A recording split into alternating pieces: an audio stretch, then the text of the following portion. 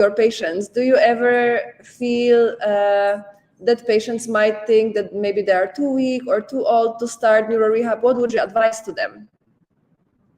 Well, I think that when you have this goal to reach independence, it's never too late. What happens is that, as you just said, when patients just had their injury, um, their first goal is to walk many times, and they don't think, or we don't know, or the rest of the people that are not involved in healthcare think that the patient just doesn't is not has lost the ability to move by himself or herself. So but they don't know all about sphincters, autonomic control, etc., etc., etc. And so when they just had the injury, neurosurgeons or the doctor that first sees them will always say, you lost your ability to walk and you won't regain it. So that's the most important thing that comes to their mind in the beginning. So they lose a lot of precious time. It's the golden hour that I tell them always, all golden months, trying or expecting to come back and stepping. And that's not the most important thing. What we need to do is regain bowel and bladder, blood pressure, body temperature. Try not to have any other complications as pressure ulcers, pulmonary complications. So that's what we should work on at the beginning. Trying not to set the goal of walking, but setting other goals in the beginning. Would you say neurorehabilitation is probably a treatment we can recommend for a patient for life, or is it something that can be done periodically? I always tell the patients that two things, that neuro rehab becomes like a habit, as the same as brushing your teeth. You have to continue doing it all of your life. Neuro rehab is something that you should do.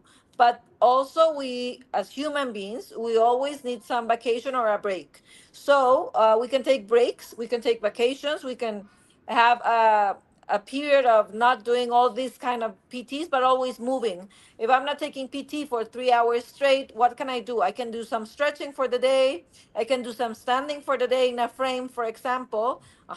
Or I can go swimming, or also I can start weightlifting. For example, if you like exercises, participating in marathons or any other sport that you like, kayak or something like that, paddle or something that you can do, or table tennis, also many patients, but doing something movement, some kind of movement. Remember a lot this PT from Australia, whose name is Natalia. She always said that there's no static spinal cord injury in the world as long as you keep on moving all the time. So some patients always say with, okay, I'm a complete injury, there's nothing to do, or at least that is what they told me. No, spinal cord injuries, which are complete, sometimes can turn into incomplete injuries, even after 8 years. And we can see it in regenerative medicine sometimes. Yes, we actually see this in our practice. So whenever a spinal cord injury patient comes to us, we do, especially when they come for one of our treatments, we always make sure to test their ASIA score, and we compare the results after some time. Dr. Beatriz, can you tell us about your experience? What kind of changes do you see? And maybe you can even explain a little bit about the scoring systems that we use and how patients tend to change over time. Yeah, this impairment scale talks about two specific or two major areas: mobility or movement and sensibility. And they grade it. They grade it if you have it or you not have, or you don't have it. And for strength, they do have a scale from 0 that you are not able to move or feel any contraction, muscle contraction, to 5 that you can do it against some kind of force or full force. And for sensibility, you either have it or not have it. And we have it the light touch or the pin prick, which is a little bit painful. So, and at the end, we do have the sacral segments that tell us if the injury is complete or incomplete. So we go to specific myotomes or dermatomes to find out what is the neurological level, and the level that is the lowest with the normal scores for both sides, both motor and sensible. That's the neurological level, when they converge. So this scale goes from complete to incomplete, which is scale A complete. E is the best score you could have, let's say it that way, and it's an incomplete injury. And you grade the level of the injury depending on the neurological level. Let's say cervical fourth, or thoracic level 7. With a complete injury, well, that would be thoracic 7 with A scale. So that would be a complete injury at level between the belly button and our chest. That will be. And that will preserve the function, the regular function of our motor and sensations above this level. And beneath that, that will be the the injury. So what we do with this scale, it's a scale with numbers, and it's also of quality. So we have been very fortunate. It comes to my mind one patient that we had here 12 days after his injury. He well, I don't. Sometimes I don't like to talk about this case because patients think that their case has to be like that case. But he came here at day 12 after his injury, and he gained from scale A to scale E in 35 days Wow. after regenerative medicine. Also, we had a patient 3 months after her injury, and she didn't get well, she was a scale A, but then she ended as scale D, as in duck, but she gained 9 levels. So it was great. And all of our patients with regenerative medicine in acute process always have regained the autonomic function of the sphincters, which is a way different kind of Course. life. Definitely, definitely. And could you tell us, since you're in the clinic with the patients every day, how do you see the emotional transformations in patients and also the families when they start to see the progress from ES, epidural stimulation, stem cell treatment, as well as the neurorehabilitation? Yeah, one of the biggest things, as I told you before, that comes to the mind of the people a week after spinal cord injury is not only about uh, walking again, but about sphincters. Imagine, just try to picture right now being an adult and having to someone to help you with a diaper, or someone taking care of you having to pee or a bowel movement. So that really thrills patients and makes them be very sad and very depressed about that. So Mm. in the beginning, when they get to the clinic, we're using a Foley cath and having to take pills to have a bowel movement, or maybe suppositories, or trying to having to carry them or feed them with a specific thing. uh, Patients get a different facial expression, and they really feel very thankful and very happy when all of a sudden it gets to the day that the urologist here at the clinic takes off the Foley cath and starts doing intermittent cath. What would this change come to them to bring them to their lives? Well, they can get into a pool as a recreative activity. They can have a sexual life. They won't have accidents. They won't have infections, UTIs, as often as they used to. And people won't see their calf. So that's very important to them. One of the biggest fears of people with neurological conditions is having this bravery to go to social places, restaurants, going to a party, going to the movies. So when we talk to them, when they get gathered together at the gym, it's very important how they start seeing that they're not the only person with this neurological condition in the world. So they start laughing again, um, maybe singing with the PTs, making jokes, and feeling happy about it. Not happy about their condition, but happy that they're doing something to get better each day. Okay, thank you, Dr. Beatriz. I just wanted to remind everyone that we are open for some questions that you can drop in the chat. We already collected some questions from our social media posts, but while we are waiting for everyone joining here to ask their questions, I wanted to talk about patients with spasticity and neuropathic pain who might be reluctant to start neurorehabilitation because of the fear of the pain or the spasms not allowing them to do it. How would you approach those cases?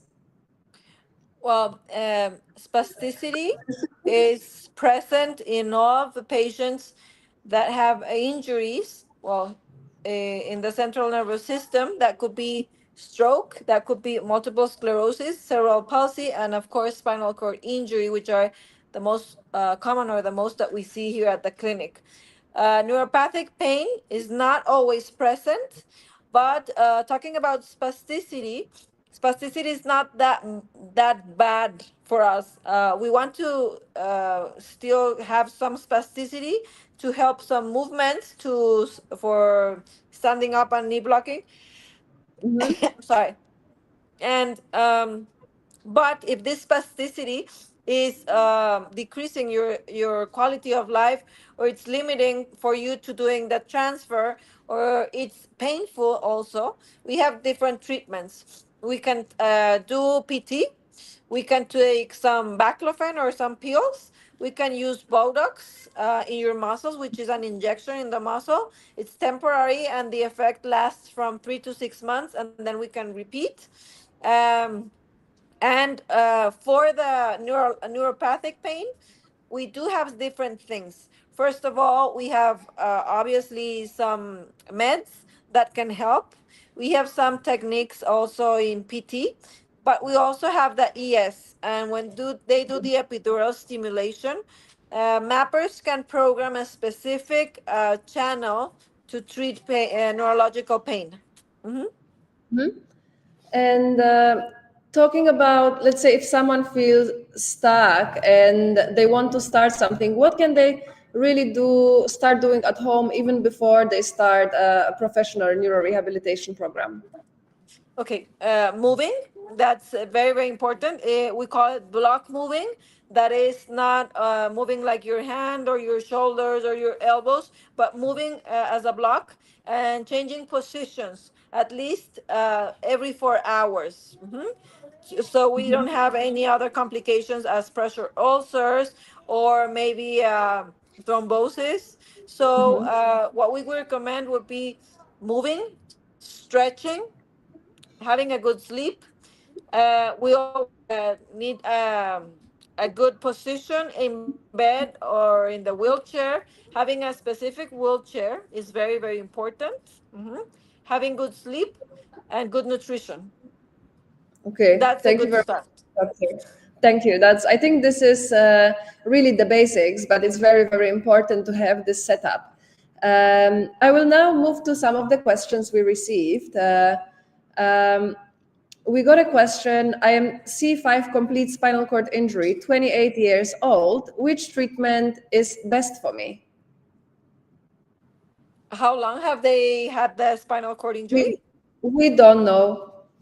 Okay, that is very important to decide what we could help. Of course, we could help. That is a level that could be both for regenerative medicine as well as epidural stimulation. But the most important thing would be, what kind of activity have you been doing? Uh, since when had you had this injury? What kind of clinical complications have you had at this moment or do you have right now? That would be very important to decide whether which treatment would be better for you. But of course, there must be one treatment that can be good for you. Absolutely. From my side, I will just add that when it comes to spinal cord injuries, we always evaluate each and every case. So we will need to see your spinal MRI scan and take a look at the images to really understand how the injury looks like. Where is it located? We know that it's a C5, but it also we want to see how extensive it is and how many, what is the part of the neurons that are still intact. So all of this will play a role. Considering that you're a C5 injury patient, you are only 28 years old, so I think you still have the whole life ahead. So it's definitely worth it to consider a treatment, regenerative treatment and epidural stimulations. They both work a little bit different. If your injury is very recent, it's really advisable to start with regenerative medicine as soon as possible. But with epidural stimulation, it can give you additional edge where we can actually use a device, which is a programmable machine to help activate your muscles, not only in the lower body, but also in the upper body. So if your spinal cord is still intact, even partially, you may be a good candidate for both of the treatments. And of course, with cervical injuries, the recovery is rather slow, but if you dedicate just 1 or few years of your life to the treatment and then to consistent rehabilitation, you can really regain a lot of independence in your life, such as the ability to stand up, but also to feed yourself, brush your teeth, or be able to drink your own water, brush your hair. So all of this is really, really life-changing. Not to mention all the autonomic complications that most patients like you have to deal with: blood pressure, temperature regulation, all of those things can be addressed. So I would recommend to you, Arif, to reach out to us and share your medical files with us, and one of our doctors will definitely spend time with you one-on-one, and we will discuss all the options as well as the long road to recovery, what will be required. It's the consultation is free, of course, so I really encourage you to try it. We have a question from Richard as well. Hi, Richard. You are waiting for your first consultation with one of our doctors, and you have a spinal fusion at T78. 4 years post-injury, you suffering from extreme weakness and neuropathy from knees down. What do you see the treatment options that? What do you see as the treatment options that can help? You've done 4 stem cell treatments in the US already. From my side, I would just say definitely, if you are already waiting for your consultation, that means that we've seen your medical files, and that means that you are potentially a good candidate for one of our treatments. So go ahead with the doctor's consultation. If the doctors already have your case with them, I suspect since you already had your stem cell treatment, they will definitely recommend epidural stimulation. I see that you can walk. Okay, so probably we will stick to neurorehab and stem cell treatment. Dr. Beatriz, can you elaborate? Yeah, of course. I completely agree with you, Hanna. What the epidural stimulator could do would be movement. So if Richard already has the capacity to move and step, that's not something that we won't we already do with the ES. So it would be very good to have a specific stem cell treatment. We have to find out what kind of stem cells he had in the past, what is the amount that he had, what was the way that he had these stem cells, and also what kind of PT has he done in the past. No, so that's very important for us in order to help him with the new regenerative medicine treatment. Yes, definitely. I think, Richard, you did from your own stem cells. We are using actually stem cells from the donors, so you might see a difference in the treatment. In spinal cord injury, we really rely on intrathecal delivery method, simply because we have something in our body called blood-brain barrier. I see you mentioned that you only received your own fat stem cells as in a form of an IV. I think it's definitely worth it to try intrathecal delivery, simply because when we inject stem cells through an IV route, it really helps for the systemic regeneration. It can help with the overall to reduce the inflammation in the body. but those stem cells cannot really easily reach the central nervous system. This is why when we are focusing on, and I think this is due to the, since you're in the US, I think this is due to the regulations over there. But what we really like to do in cases like yours, we like to deliver them directly to the cerebral spinal fluid that is surrounding the brain and the spinal cord as well. So that means that, of course, this is not invasive. We inject at the level when the spinal cord is not there anymore, just into the fluid. So it can really help to deliver the stem cells directly where they are needed, which is in the spinal cord and fluid. I think the doctors will discuss with you during the consultation, but this is a big difference when it comes to delivery method and also the stem cell type. Also, we use exosomes here in Mexico, which helps a lot. Which exosomes work as carriers of the stem cells to the site of the injury. Thank you. We have a question, Dr. Beatriz, maybe you can answer. If someone with spinal cord injury, but also with stage 4 lung cancer could benefit from the surgery?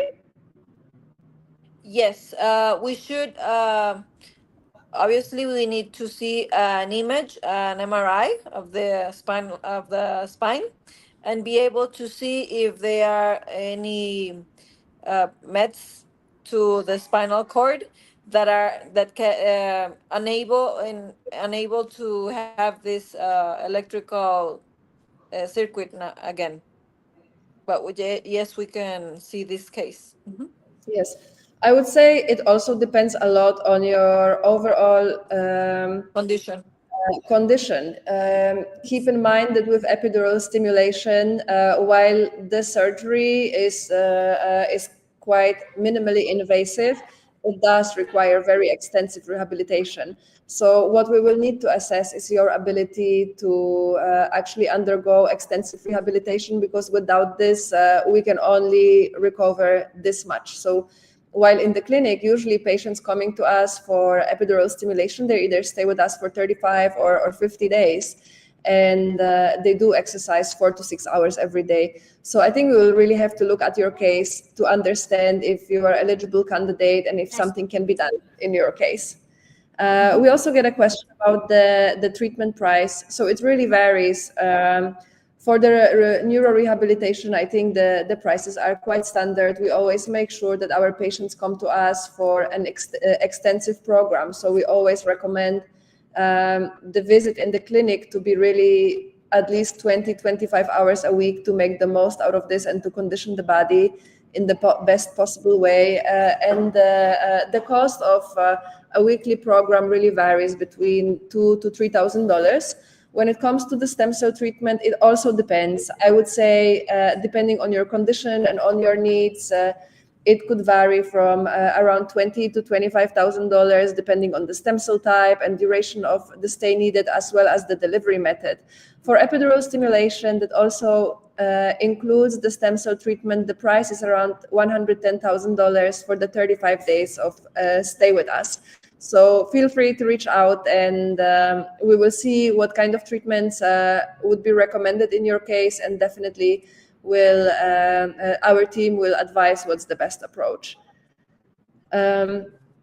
We got a question about what stem cell type we would recommend for a T8, T9 injury level. Dr. Beatriz, allow me if I may. So it really depends. We look at, in between our clinics, we have access to different stem cell types and different regenerative products. So we have, of course, the mesenchymal stem cells from the Wharton's jelly. We have amniotic fluid stem cells from the amniotic fluid collected during the pregnancy, as well as the exosomes.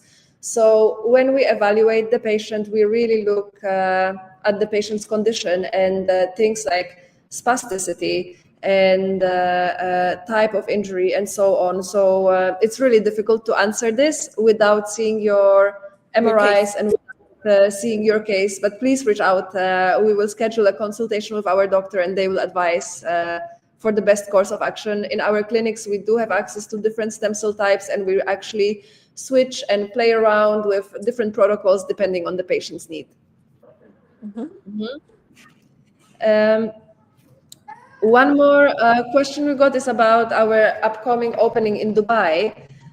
When are you opening in Dubai? We want to come over there. We are looking to really start treating patients end of February or early March.